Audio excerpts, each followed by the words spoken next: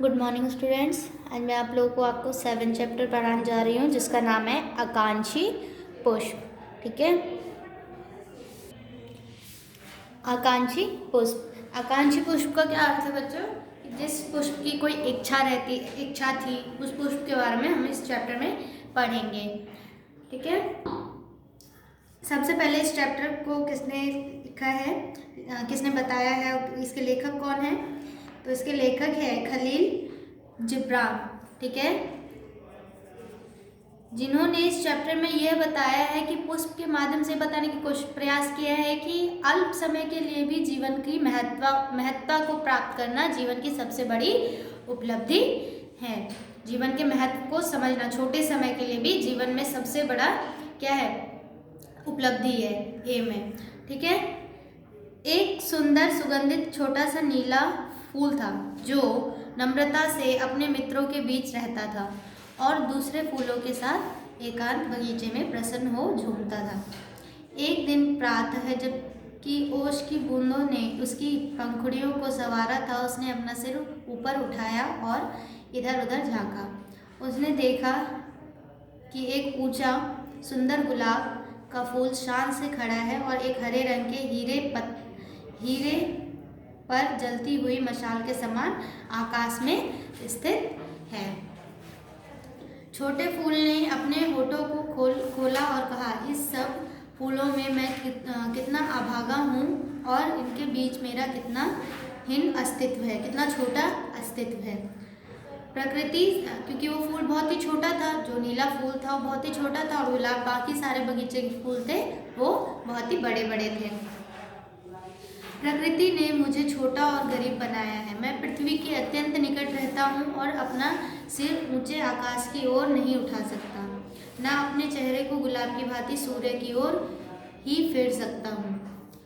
देखो, आप लोग देखे होंगे कि कोई फूल, बहुत सारे फूल, कोई फूल क्या, पौधा जब है सूर्य की किरणों की तरफ ही आकर्षित होता है। जिधर से सूर्य की किरणें होंगी उधर ही अपना मुंह करे खड़ा रहता है। ठीक है, आप लोग साइंस में भी पढ़े होंगे ये।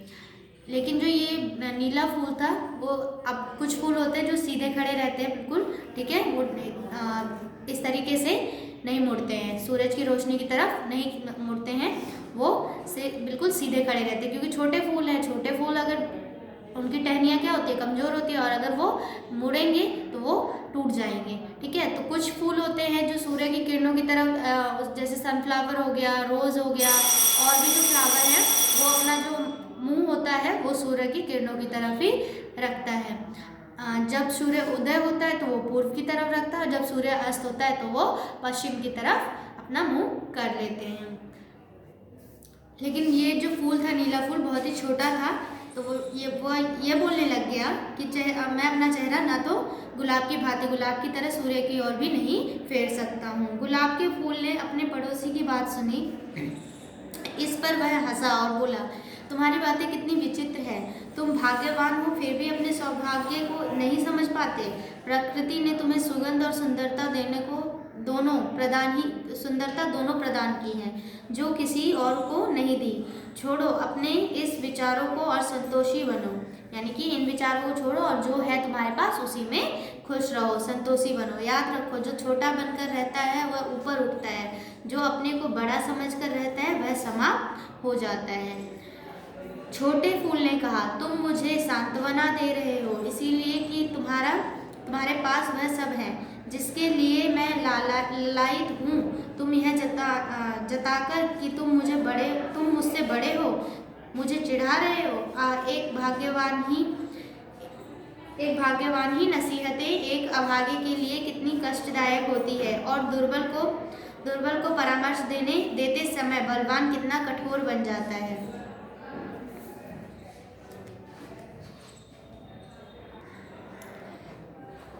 प्रकृति ने नीले फूल और गुलाब के फूल की बातचीत सुनी। वह प्रकट हुई और बोली, मेरे भाई छोटे फूल, तुम्हें क्या हुआ?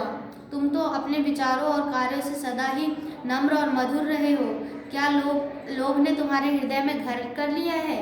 यानी कि लोभ आ गया तुम्हारे अंदर और तुम्हारी चेतना को सुनकर दिया है तुम्हारी चेतना को। अनुरोध के स्वर में नीले फूल ने उत्तर दिया, हे प्रेम पूर्ण करुणामयी दयालु माँ, मैं अपने तन मन से प्रार्थना करता हूँ कि कृपा कर मेरा निवेदन स्वीकार करो और मुझे एक दिन के लिए गुलाब बनने की आज्ञा प्रदान करो। तब प्रकृति ने कहा, तुम नहीं जानते कि तुम क्या मांग रहे हो। इस अंधी लालसा के पीछे तुम जो गुप्त विपत्ति है उससे तुम अब अनविज्ञ हो। यानी कि जो किसी न हर सबके अंदर कष्ट होता है, जिसके पास जो रहता है कोई भी उसमें खुश नहीं रहता है। ठीक है, तो प्रकृति जो है छोटे फूल से, छोटे नीले फूल को यह समझा रही है कि तुम ऐसी चीज मांग रहे हो जिसका तुझे अंदाजा भी नहीं है, तुम्हें अंदाजा भी नहीं है। यदि तुम गुलाब बन जाओगे तो तुम्हें अफसोस होगा और पछताव के अतिरिक्त कुछ नहीं पा सकोगे।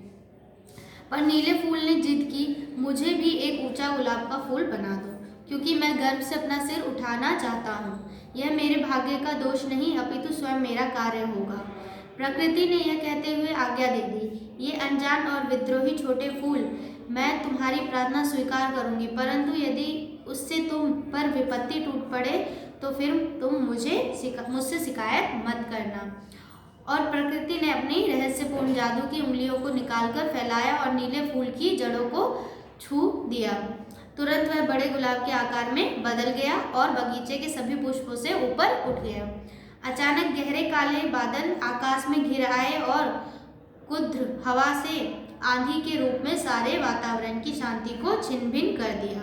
प्रचंड तूफान और मूसलाधार बारिश ने एक बारगी बगीचे पर धावा बोल दिया।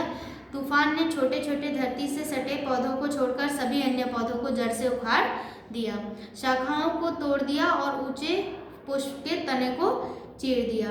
उस एकांत वाटिका को आकाश के इस युद्ध में से बहुत ही हानि हुई और जब तूफान शांत हुआ तथा आकाश निर्मल हो गया तो छोटे नीले फूलों के परिवार को छोड़कर जो भी बगीचे के दीवार के सहारे छिपे थे सभी फूल ध्वस्त हो गए थे। कोई भी प्रकृति के कोप से ना बच पाया। बाकी जो उस बगीचे में छोटे फूल थे उनको कुछ भी, क्योंकि छोटे फूल के तने जो हैं बहुत ही छोटे होते हैं, ठीक है, तो इस वजह से वो बारिश के हवाओं के झोंकों से ज़्यादा हिल नहीं पाते हैं और टूटते नहीं हैं। लेकिन जो लंबे फूल थे, बड़े फूल थे, वो हवा के झोंकों से टूट गए और मुरझा गए।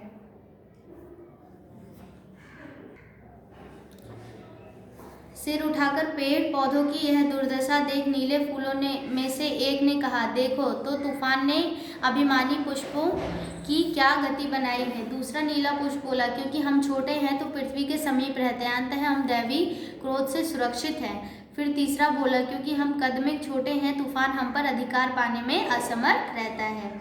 इसी समय नीले पुष्पों की रानी ने यह बगल में परिवर्तित नीले पुष्प को देखा तो पृथ्वी पर अस्त व्यस्त लुढ़का दिया गया था और युद्ध स्थल में एक अंग विहीन योद्धा की भांति भीगी घास पर छितरा दिया गया था। नीले फूलों की रानी ने अपना सिर उठाया और अपने परिवार से कहा, देखो मेरे पुत्रों, यह बात विचारणीय है कि लोभ से नीले फूल की क्या दुर्गति बनाई है, जो केवल 1 घंटे के लिए ही अभिमानी फूल बन सका था। इस दृश्य को अपने सौभाग्य के लिए सदा स्मरण रखो। तब मृतप्राय गुलाब का फूल हिला और अपनी बची खुची शक्ति को बटोरकर शांत भाव से बोला, तुम सब आत्मसंतुष्ट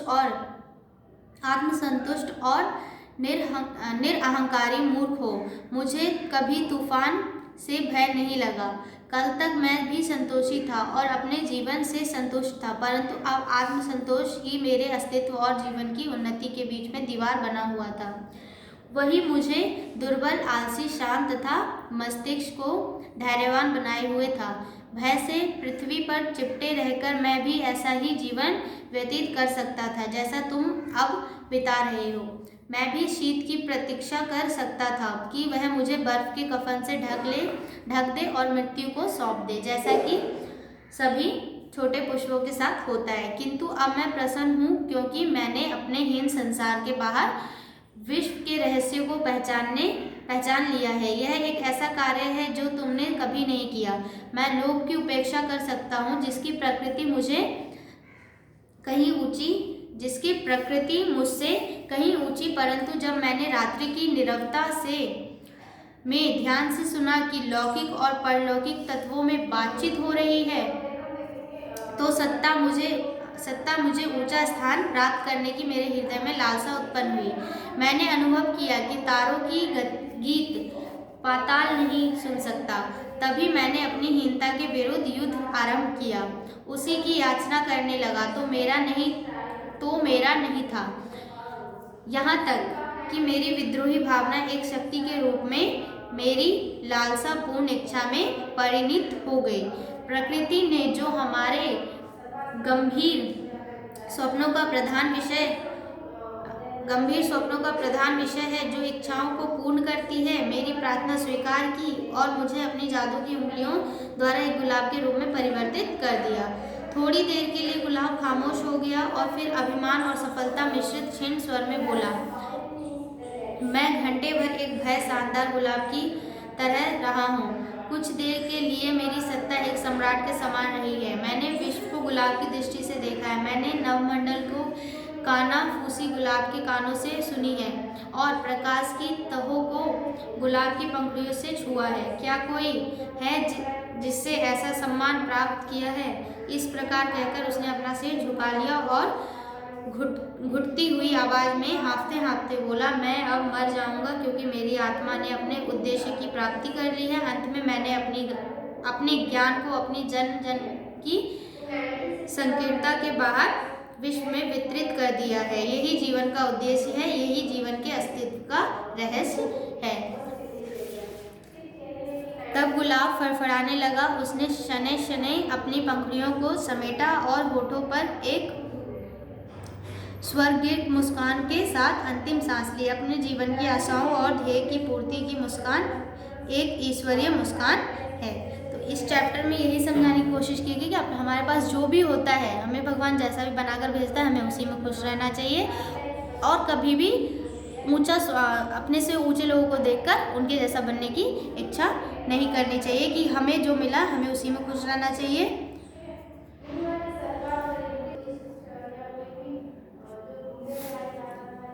और हमारे पास जो है उस पर हमें गर्व करना चाहिए। तो आप लोगों को ये चैप्टर मैंने कंप्लीट करा दिए हैं। इसके शॉर्ट टाइप और क्वेश्चन आंसर आप लोग करेंगे। आज का आप लोग का ये होमवर्क है और इस चैप्टर को रीडिंग करेंगे। Okay, thank you.